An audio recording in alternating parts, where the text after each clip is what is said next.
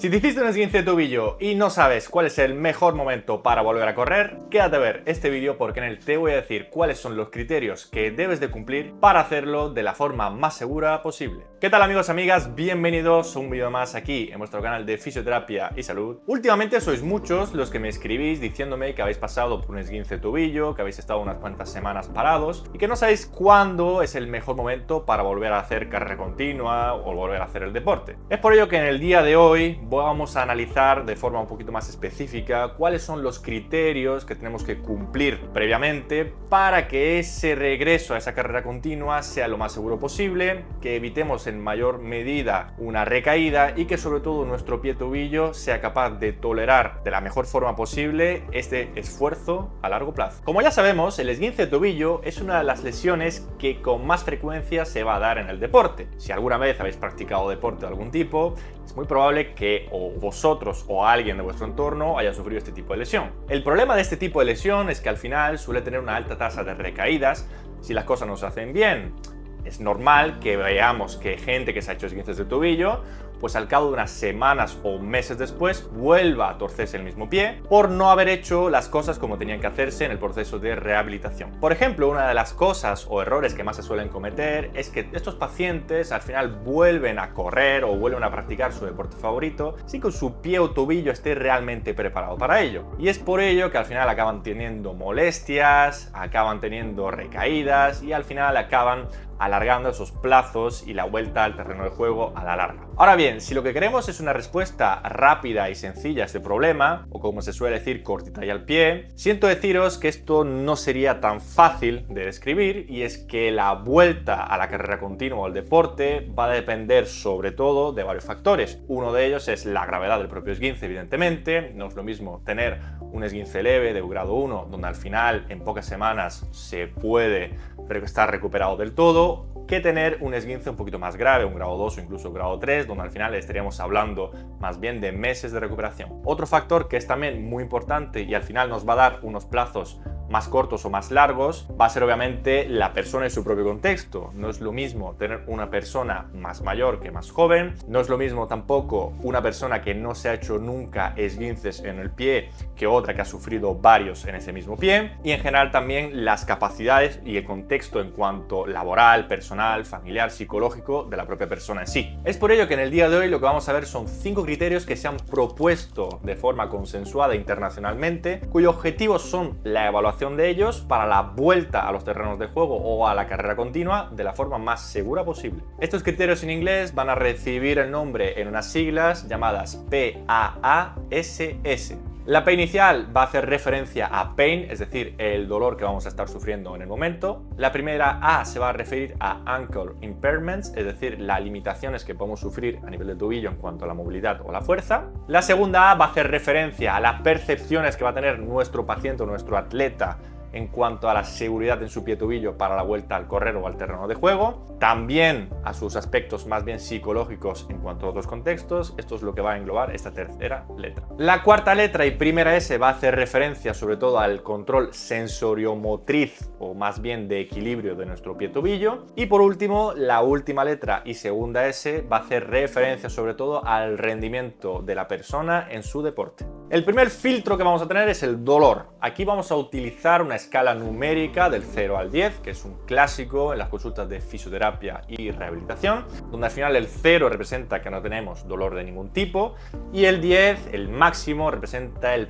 peor dolor que un ser humano puede llegar a sentir en su vida. Pues bien, para la vuelta a la carrera continua tampoco sería necesario no tener dolores de ningún tipo en nuestro pie para hacerlo de forma segura. Es decir, estando entre un 0 y un 3 aproximadamente, lo cual quiere decir que son unas pequeñas molestias, se podría volver de forma más o menos segura. ¿Cómo a mí me gusta más o menos clasificarlo esto? Pues bien, si estamos en reposo, lo ideal es tener 0, es decir, no tener ningún tipo de dolor, o más bien como máximo 1. Eso estando en reposo. ¿De acuerdo? Si luego, por ejemplo, empezamos a hacer actividades que no nos requieren tampoco un gran esfuerzo, como pueden ser subir o bajar escaleras, este dolor o molestia más bien debería de aumentar hasta un máximo de 2. Y por último, si empezamos a correr, sería tolerable o aceptable que el dolor aumente hasta un máximo de 3/10, es decir, que esa pequeña molestia pues suba, pero tampoco se convierta en un dolor como tal.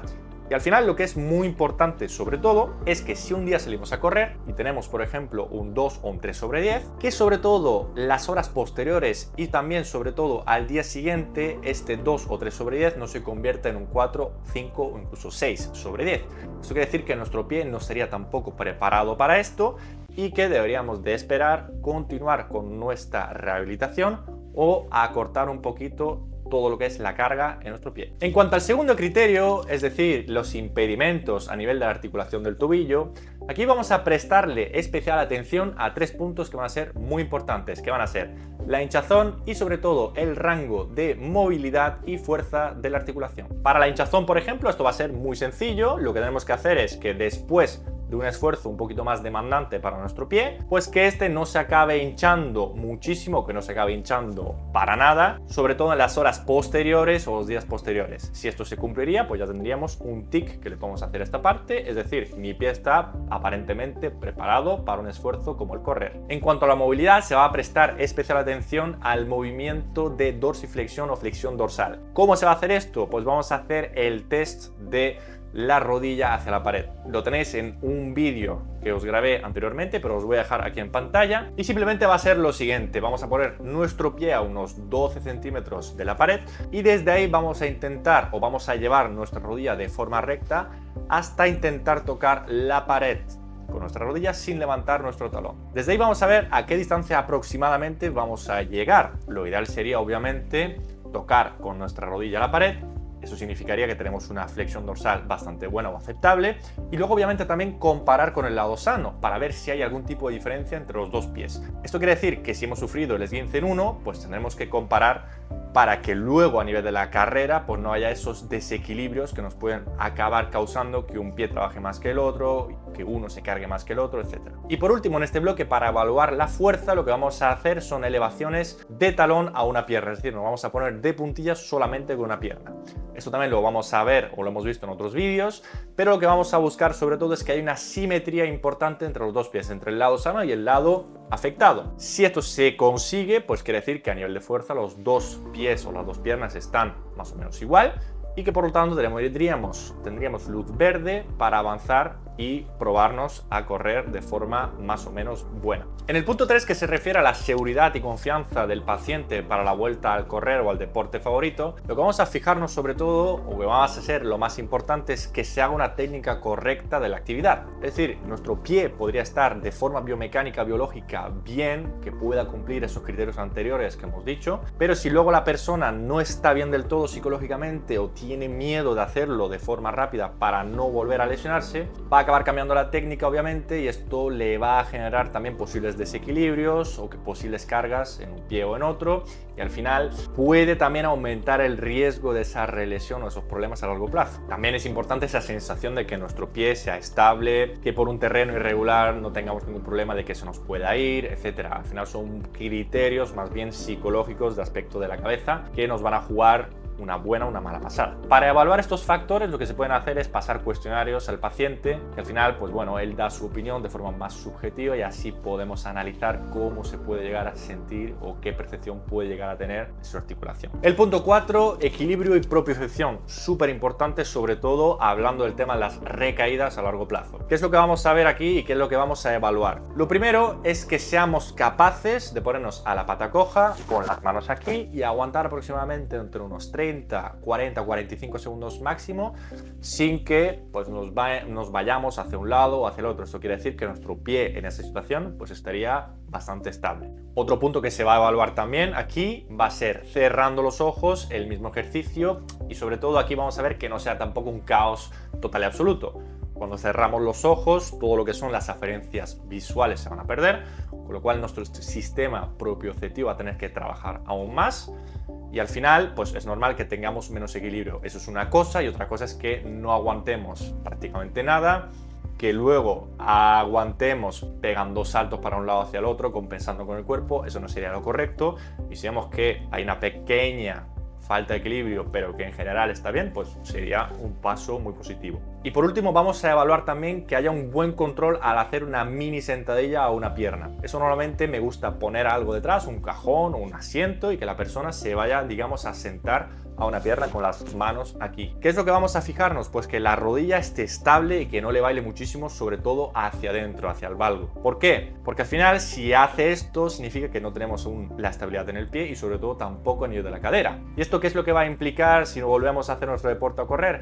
Pues que podamos aumentar el riesgo de una lesión de rodilla por culpa principalmente de la falta de estabilidad de nuestro pie. Por eso aquí hacer un programa de ejercicios enfocado a la mejora del equilibrio y la propiocepción va a ser clave y crucial en todo proceso de rehabilitación post-esguince. Y por último, en cuanto al rendimiento deportivo funcional, lo que vamos a hacer es simular y ver cómo se comporta el tobillo en acciones que son más propias de un juego o el correr. De primeras vamos a evaluar los saltos a una pierna o hop test para ver si hay diferencias entre un lado y otro. Vamos a evaluar también el side hop, es decir, los saltos hacia un lado y hacia el otro con una pierna para ver si se genera muchísima fatiga y para ver también si hay un buen control en ambos lados. Y luego lo que vamos a hacer es correr en línea recta para luego ir cambiando de dirección y ver si esos cambios de dirección el tobillo es capaz de tolerarlos de forma correcta. Si cumples con estos 5 criterios que te acabo de mencionar, mi consejo es que hagas una progresión simple a la hora de la vuelta al correr o a la actividad deportiva. Para ello, por ejemplo, el primer día puedes salir a caminar de forma rápida y hacer unas 6 o 8 series incluso de unos 30 segundos de correr y luego unos 60 o incluso 90 de caminar. Así vas alternando. El segundo día vas a ir aumentando progresivamente el correr o el trote